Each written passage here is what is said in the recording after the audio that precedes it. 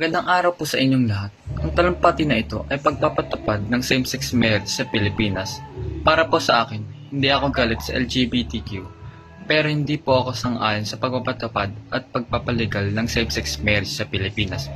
Ibigay na lang nila ang pagpapakasal sa mga straight na babae at lalaki. Nabibigyan naman sila ng pribihilyo na katulad din sa iba.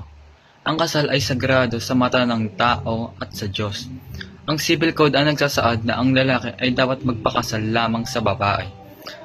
Hindi naman sinasabi na ang lalaki ay dapat magpakasal sa lalaki o babae. O dapat magpakasal sa babae. Dapat nalang irespeto ang Civil Code na ito. Hindi dahil ang ibang bansa ay legal na same-sex marriage ay ganun din sa Pilipinas. May mga bagay na pwede sa ibang bansa, ngunit hindi pwede sa bansang Pilipinas. Huwag natin ituhol ang Pilipinas sa ibang bansa. Sa ibang bansa, tulad ng Amerika, Canada, France, Mexico at iba pa, ay legal na ang same-sex marriage. Gusto rin ng LGBT na maging legal din ito sa bansang Pilipinas. Ang Pilipinas ay isang Christian country. Ang mga mambabatas na isinaalang-alang ang mga Biblia sa paggawa ng batas na kung saan ito ay moral. Sa pagdidiskusyon dito, ang simbahan ay hindi sang-ayon sa same-sex marriage dahil sa papakasal, sagrado na kung saan ito ay lamang sa babae at lalaki.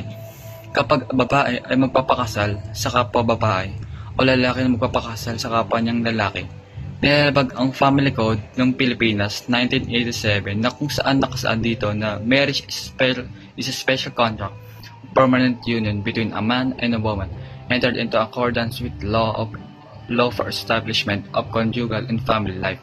Dahil hindi legal ang pagpapakasal ng magkaparehong kasarian dito sa Pilipinas. Ang mga magkasintahan na gusto magpakasal ay pumunta sa ibang bansa na kung saan legal ang same-sex marriage. Katulad nila Aiza Segura at Liza Dino na nagpakasal sa San Francisco. Kapag ang magkasintahan na pareho ang magkasarian ay nagpakasal sa bansang legal, ang same-sex marriage at bumalik sa Pilipinas, ang maging katayuan nila ay hindi mag-asawa, kundi sila ay mananatiling single. Sa sitwasyon ni Aiza at Liza, hindi magkakaroon ng adoption sa anak ni Liza sa kanyang nakaraan na relasyon. Mga ari-arian ay hindi pwedeng paghatian at ang apelyido ay hindi rin malalahay sa anak. Ayon kay Jennifer Maureen T. Caldito, noong 2019, ang napili kong tema na bibigyang pansin ay tungkol sa same-sex marriage na kung saan ito ay isang malaking issue dito sa ating bansa. Ayon sa ating nakasanayan na kultura, ang kasal ay para lamang sa magkasalungat ng kasarian. Ang kasal ay sagrado na dapat nating igalang at sundin. Ano nga ba ang same-sex marriage? Ang same-sex marriage ay ang pagpapakasal sa pagkaparehong kasarian, dalawang lalaki o dalawang babae ang magpapakasal sa Pilipinas. Pansin natin na maraming LGBT o lesbian, gay, bisexual, and transgender mga magkasintahan na pareho ang kasarian na iisa ang hangad, ngunit ito kundi ang pagpapatupad o pagpapalegal sa same-sex marriage. Ayun lang po. Thank you po sa inyong mga pakikinig.